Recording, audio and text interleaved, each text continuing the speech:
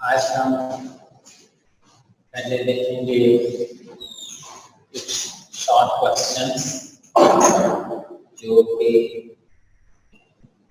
Evaporation के topic से related है, जो कल हमने स्टडी किया था। उसमें से बहुत ज्यादा पेपर में क्वेश्चन पूछा जाता है, explain why evaporation causes cooling। evaporation से ठंडक क्यों पैदा होती है? जहां कहीं evaporation हो रही हो वहां ठंडक का एहसास पैदा होता है, ठंडक महसूस होती है। मसलन आप गीला कपड़ा ओढ़ के बैठ जाएं, आपको ठंडक महसूस होती है। नहाने के बाद आप पंखे के नीचे बैठ जाएं, आपको ठंडक का एहसास होता है। किसी जगह पे आप बहुत ज्यादा पानी छिड़क दें, इससे भी कूलिंग का इफेक्ट पैदा होता है, ठंडक महसूस होती है। तो ऐसा क्यों होता है? evaporation के नतीजे में कूलिंग क्यों पैदा होता है?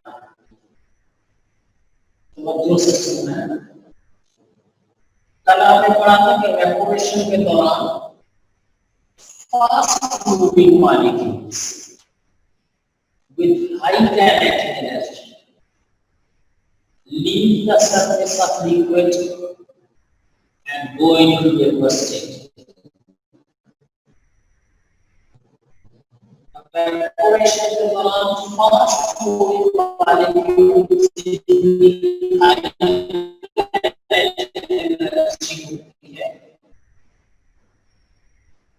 वो सरफेस ऑफ लिक्विड को छोड़ के वेपर से लिक्विड से निकल जाएंगे, तो रिमेनिंग मॉलिक्यूल्स की एवरेज काइनेटिक एनर्जी कम हो जाएगी। अब जब रिमेनिंग मॉलिक्यूल्स की एवरेज काइनेटिक एनर्जी कम हो जाएगी तो उस लिक्विड का टेंपरेचर भी कम हो जाएगा। तो पहले तो वो लिक्विड ठंडा होगा जिसमें से लिक्विड से evaporation हो रही है। जब वो लिक्विड ठंडा होगा तो वो सराउंडिंग्स हीट एब्सॉर्ब करेगा, अपने टेम्परेचर को मेंटेन करेगा। उसका नतीजा ये होगा कि सराउंडिंग का टेम्परेचर भी कम होना चाहिए। फिर मैं डेटा की मदद से इसे साबित करने की कोशिश करूंगा। evaporation से कूलिंग क्यों पैदा होती है?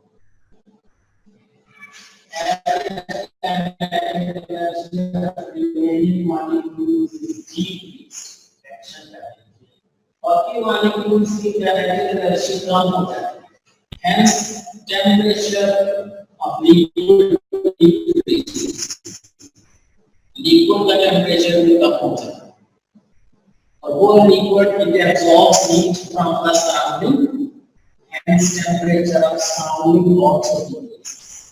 इस बात को समझने के लिए एक फर्जी सी मिसाल मैं देता हूँ। ये सिर्फ समझाने के लिए बता रहा हूँ। फर्स्ट तरह के ये मुख्तलिफ मॉलिक्यूल्स हैं जिनकी काइनेटिक एनर्जी एक्सपोज कर रहे हैं। ये है कुछ स्लो मूविंग मॉलिक्यूल्स हैं,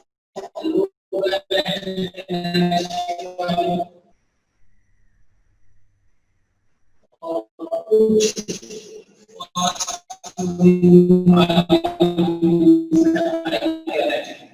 इसकी दी जाए एवरेज काइनेटिक। एवरेज कैसे देखते हैं, सबको जमा करें और इनकी तादाद में तकसीम कर दें, 1 2 3 4 5। ये 200/5 एवरेज आता है 40। फर्स्ट करेंगे लिक्विड है, उसमें डिफरेंट काइनेटिक एनर्जी वाला मॉलिक्यूल है, एवरेज उसका 40 है। अब इस लिक्विड में से अगर इवेपोरेशन हो तो पहले ये मॉलिक्यूल निकलेगा जिसकी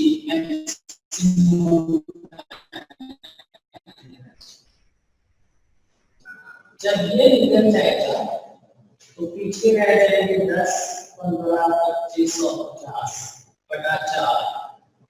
इसका आंसर जो है 100/4 जब हाई का कंसंट्रेशन वाला मॉलिक्यूल निकल गया है तो बाकियों की एवरेज काइनेटिक एनर्जी कम हो जाएगी। तो नीचे ये लिखेगा कि उस लिक्विड का टेंपरेचर भी कम हो जाएगा।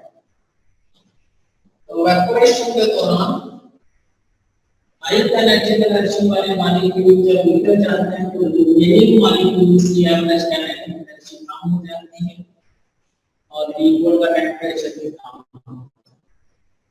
तो बड़ा अच्छा क्वेश्चन है पेपर के लिए। इसी तरह का एक क्वेश्चन एक्सरसाइज में दिया गया है। One feels sense of cooling after having a bath, और मैं भी आगे लिखा हूँ अंडर दिस हैंड। नहा के आप पंखे के नीचे बैठ जाए तो आपको ठंडक महसूस होती है। उसमें चाहिए है कि नहाने के बाद जिस्म पे वाटर मॉलिक्यूल कुछ ना कुछ मौजूद होते हैं। जब आप पंखे के नीचे बैठते हैं तो वो लिक्विड मॉलिक्यूल्स इवेपोरेट होते हैं और वो उड़ने के लिए जो हीट में चाहिए होती है जिसे नीचा वेपोराइजेशन कहते हैं, वो हीट आपकी बॉडी से एब्सॉर्ब करते हैं, इसलिए आपको ठंडक का एहसास होता है। तो ये जो कूलिंग पैदा हो रही है, it is also due to evaporation. After having a bath there are some water molecules on the surface of body. When these water molecules evaporate, they absorb heat from the body. That is called heat of vaporization. Hence, they produce cooling effect. बहुत ज़्यादा papers में आता है why evaporation causes cooling. ये exercise का question number 14 liquid state की exercise का, उसमें ये रीजनिंग क्वेश्चन।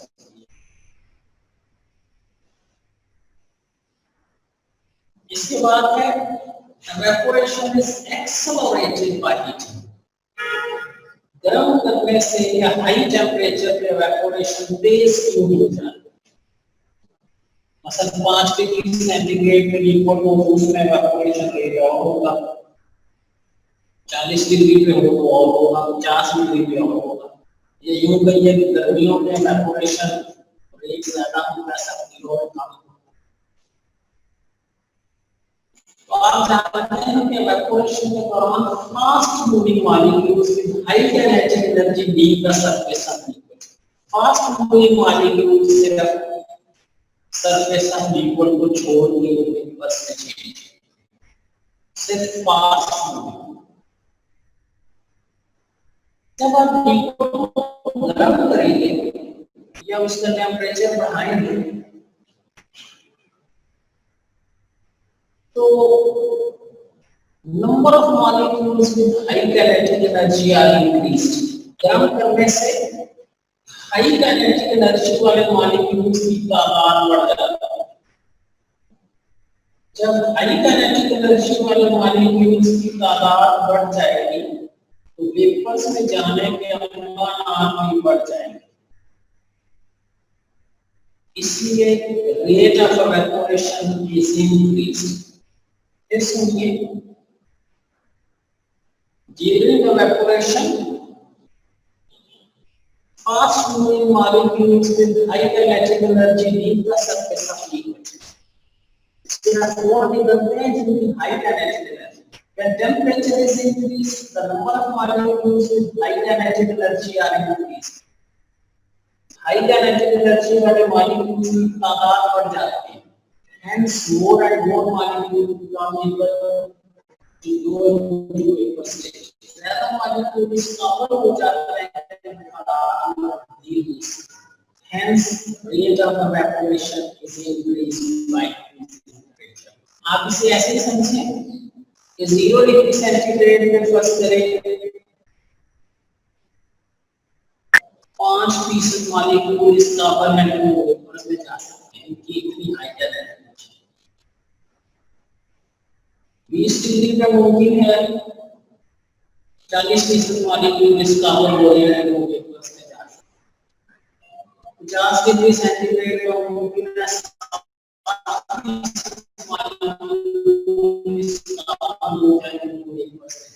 टेम्परेचर बढ़ाने से फास्ट मूविंग मॉलिक्यूल्स की तादाद बढ़ती है और फास्ट मूविंग मॉलिक्यूल्स की तादाद बढ़ने से ज्यादा मॉलिक्यूल स्टेबल हो जाते हैं और वो वेपर्स में चेंज हो सके। That's why evaporation is accelerated on vapor pressure. What is pressure? measurement of vapor pressure. तो पहले देखते हैं what is vapor pressure and what are factors affecting vapor pressure. Definition is the pressure exerted by the vapors. वो pressure जो vapors लगाते हैं when they are in equilibrium with the liquid is called vapor pressure.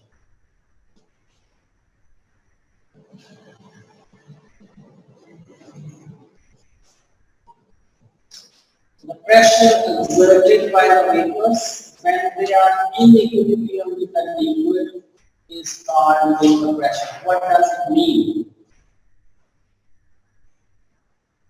तो first करें हमारे पास एक liquid है किसी कंटेनर में।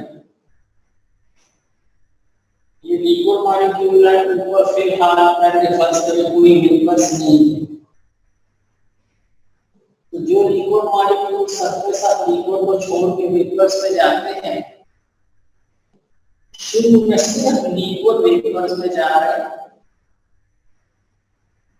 वापस आने के लिए वेपर्स है ही नहीं शुरू में वापस आए तो सिर्फ ये वन वे ट्रैफिक है सिर्फ लिक्विड मॉलिक्यूल्स वेपर्स में जा रहे हैं इनिशियली बिल्कुल शुरू में। कुछ देर अगर ये अपन जारी रहता है यहाँ कुछ वेपर्स इकट्ठे हो जाते हैं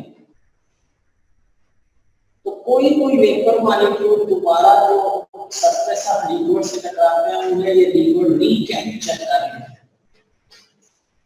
बिल्कुल शुरू में सिर्फ लिक्विड वेपर से जा रहा है कुछ देर के बाद लिक्विड आउटिंग वेपर से जा रहे हैं लेकिन कोई वेपर्स वापस लिक्विड में चले जाते हैं। ये एरो मैंने बड़ा लगाया है ये छोटा ये निशानी है ये रेट ऑफ वेपोराइजेशन अपनी रहता है कंडेंसेशन कम इसे कहते हैं वेपोराइजेशन इसे कहते हैं कंडेंसेशन। शुरू में सिर्फ वेपोराइजेशन हो यहाँ वेपोराइजेशन हो रही है कोई मॉलिक्यूल के सरफेस ऑफ लिक्विड से टकराता है तो वापस लिक्विड में चले जाते हैं कंडेंसेशन। लेकिन अब वेपर्स बनने के बाद आ जाता है और वापस आने का अगर ये अमल जारी रहे, लिक्विड वेपर्स में जाते हैं ज्यादा तादाद में और कम वापस आते हैं, वेपर्स की तादाद बढ़ती चली जाए। और एक वक्त ऐसा आएगा तो वो जो जगह है space of the liquid that is saturated, ये जगह भर जाएगी। भर जाने से क्या होगा? भर जाने से मुराद ये है कि यहाँ इतने ज्यादा वेपर्स हो जाएंगे कि इतने लिक्विड मॉलिक्यूल वेपर्स हो जाएंगे, एग्जैक्टली इतने वेपर्स वापस लिक्विड में आना शुरू हो जाएंगे। हम कहेंगे एक इक्विलिब्रियम स्टेट आ रहा है, रेट ऑफ वेपोराइजेशन और रेट ऑफ कंडेंसेशन बराबर हो जाएंगे। This stage is called equilibrium state. इस स्टेज पे पहुंच के इन वेपर्स का जो दीवारों के ऊपर प्रेशर होता है, that is called vapor pressure. याद रखेंगे शुरू में जो वेपर्स यहाँ बनना शुरू होते हैं उसका प्रेशर दीवारों में यहाँ पे भी है, यहाँ पे लेकिन ये प्रेशर होता जा रहा है। जब इक्विलिब्रियम स्टेट आ जाएगी, आप उसे जितनी देर की रखे रखें ये प्रेशर चेंज नहीं होगा, क्योंकि लिक्विड मॉलिक्यूल में जा रहे हैं नहीं वापस आ रहे। इस स्टेज को कहते हैं इक्विलिब्रियम स्टेट। इससे रेट ऑफ वेपोराइजेशन और रेट ऑफ कंडेंसेशन बराबर हो जाए। इस स्टेज पे जो दीवारों के ऊपर प्रेशर है उसे कहते हैं वेपर प्रेशर। इसमें शुरू वाले में शुरू में प्रेशर हर दफा चेंज होगा, लेकिन इस स्टेज पे पहुंच के ये प्रेशर कांस्टेंट होता है। This pressure exerted by the vapors when they are in equilibrium is called pressure. ये हर टेम्परेचर पे मुख्तलिफ होता है, इसलिए जहां वेपर प्रेशर लिखा जाएगा वहां पे सारा टेम्परेचर भी मेंशन करते हैं कि ये वेपर प्रेशर कितने डिग्री है। The pressure exerted by the vapors when they are in equilibrium with the liquid is called pressure. Her liquid का वेपर प्रेशर मुख्तलिफ होता है और हर टेम्परेचर पे वेपर प्रेशर मुख्तलिफ है।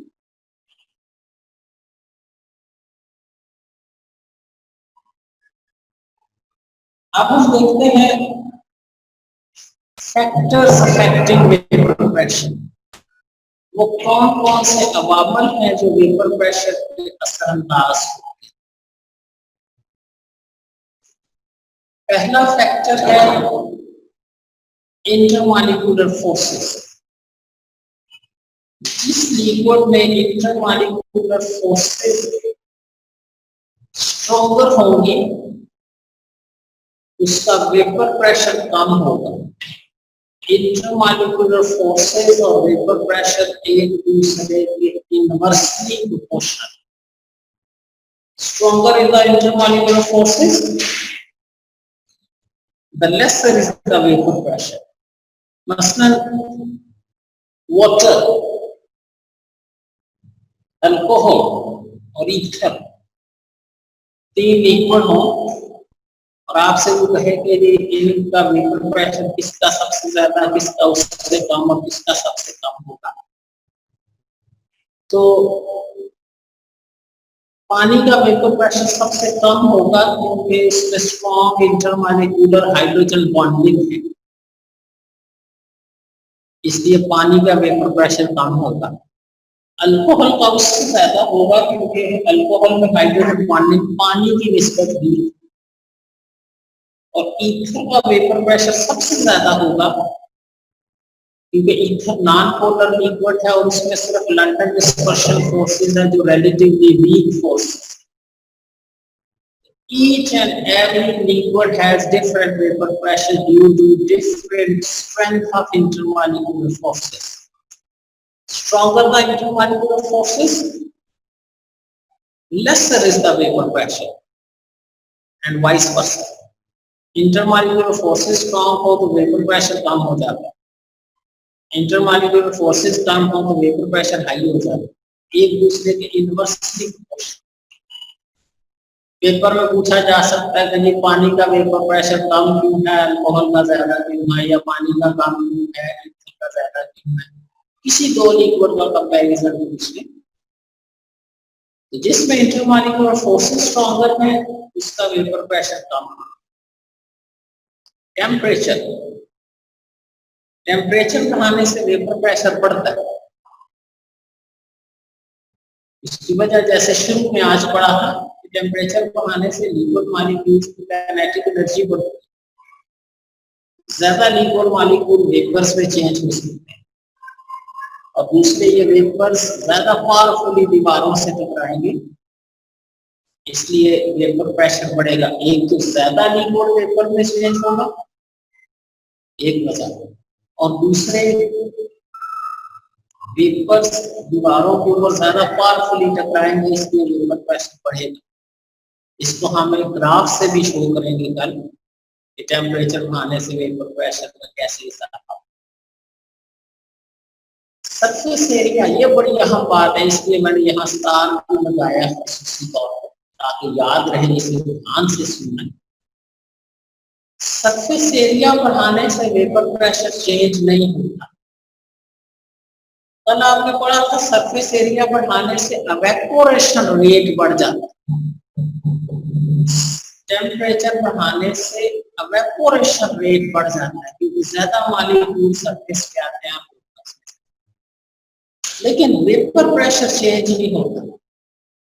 उसकी वजह ये है कि वेपर प्रेशर हम उस वक्त मेंशन करते हैं जब इक्विलिब्रियम आ जाए, जितना लिक्विड वेपर्स में जा रहा है उतने वेपर्स वापस आ रहे हैं। सरफेस एरिया बढ़ाएंगे तो रेट ऑफ वेपोराइजेशन भी बढ़ेगा और उसी सरफेस से मॉलिक्यूल्स में वापस नहीं आना है, तो जितना रेट ऑफ वेपोराइजेशन बढ़ेगा उतना रेट ऑफ कंडेंसेशन भी बढ़ेगा। By increasing surface area, rate of vaporization and rate of condensation both are increased. Hence, net result is zero. That means vapor pressure is not changed by increasing surface. अब evaporation में one way traffic सिर्फ liquid vapors में जा रहा है, इसमें एक reversible process equilibrium state है, तो रेट ऑफ वेपोराइजेशन बढ़ेगी तो रेट ऑफ कंडेंसेशन भी बढ़ेगी, इसलिए सरफेस एरिया बढ़ाने से वेपर प्रेशर में फर्क नहीं। और vapour pressure does not depend upon amount of liquid. थोड़ा लिक्विड हो या ज्यादा लिक्विड हो, वेपर प्रेशर सेम रहता है। ऐसी properties which does not depend upon amount of liquid they are called constitutive properties, जो नेचर पे डिपेंड करती है, कॉन्स्टिट्यूशन पे डिपेंड करती है, arrangement of atoms in the molecule पे डिपेंड, फोर्सेस ऑफ अट्रैक्शन पे डिपेंड करती है, अमाउंट पे डिपेंड नहीं करती। तो it does not depend upon amount of liquid, it depends upon nature of liquid. This type of properties are called constitutive properties. तो intermolecular forces के बढ़ने से वेपर प्रेशर कम हो जाता है, टेम्परेचर बढ़ाने से वेपर प्रेशर बढ़ जाता है। सबसे अहम बात है कि सरफेस एरिया बढ़ाने से वेपर प्रेशर पे कोई फर्क नहीं पड़ता और अमाउंट ऑफ लिक्विड चेंज करने से भी वेपर प्रेशर पे फर्क नहीं पड़ता। ये तो है कि वेपर प्रेशर क्या होता है और किन किन चीजों पे डिपेंड करता है। इंटरमॉलिक्यूलर फोर्सेस और टेम्परेचर पे डिपेंड करता है, अमाउंट और सरफेस एरिया पे डिपेंड नहीं करता। सबसे अहम बात इवेपोरेशन रेट और वेपर प्रेशर में फर्क याद रखना है। इवेपोरेशन रेट सरफेस एरिया पे डिपेंड करता है, जबकि vapour pressure is independent of surface area. कभी पूछा जाए explain why vapour pressure is not changed by changing surface area, उसका जवाब ये है by increasing surface area, rate of vaporization and rate of condensation both are increased. hence vapor pressure remains unaffected. Specially book में दिया होगा एक paragraph छोटा सा, उसे ध्यान से पढ़ना है। कल हम दो चीजें देखेंगे, एक मेजरमेंट ऑफ वेपर प्रेशर, पता कैसे चलता है कि इस लिक्विड का कितना है, और दूसरा हम देखेंगे कि बॉइलिंग पॉइंट क्या होता है, टेम्परेचर बढ़ाने से वेपर प्रेशर बढ़ता है, कब तक बढ़ता है, कितना बढ़ता है, क्यों बढ़ता है, और बॉइलिंग पॉइंट किसे कहते हैं, उससे रिलेटेड का टॉपिक्स देखिए। आज इसे ध्यान से पढ़िए। एक्सरसाइज का एक क्वेश्चन नंबर 14 है, रीजनिंग क्वेश्चन, उन पे भी साथ साथ नजर रोज के रोज डालते चले जाना। आज इसमें से हमने दो क्वेश्चन किए हैं, why evaporation causes cooling and why one feels sense of cooling after having a bath, और एक एक्सरसाइज के क्वेश्चन है why evaporation is accelerated on heating। तो ये उस क्वेश्चन के शॉर्ट क्वेश्चन है, पार्ट्स हैं उसके, और वेपर प्रेशर और उसके फैक्टर्स आज देखिए। कल मेजरमेंट और बॉइलिंग पॉइंट का टॉपिक इंशाल्लाह डिस्कस करेंगे।